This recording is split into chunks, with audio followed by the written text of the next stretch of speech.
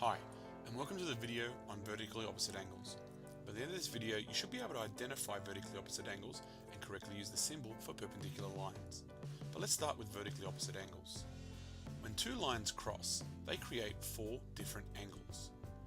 The angles that are across from each other are equal. This means that 1 and 3 are equal and 2 and 4 are equal. These are called vertically opposite angles. 1 and 3 are vertically opposite and 2 and 4 are vertically opposite. I think you should pause the video right now and summarize what has been said and what's on the screen. Okay, let's move on.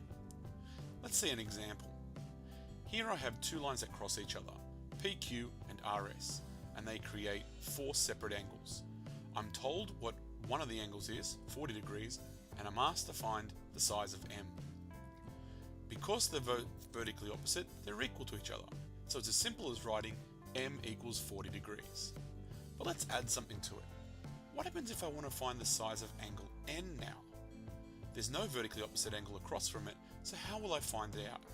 Well, I need to use one of the reasons that we looked at in a previous video.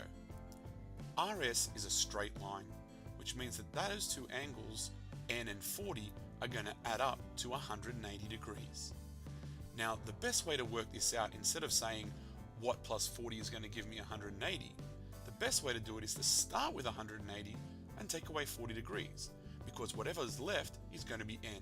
In this case, it's going to be 140 degrees. Time to summarize this example.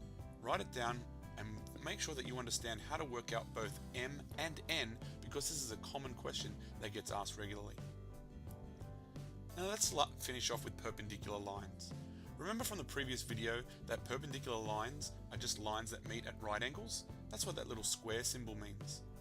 Here we write that AB is perpendicular to CD. We use this upside down capital T to symbolize is perpendicular to. It's easier than actually writing out the words.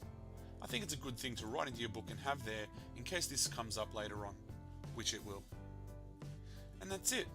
I hope now you know how to identify vertically opposite angles and also how to correctly use that upside down capital T for the symbol for perpendicular lines.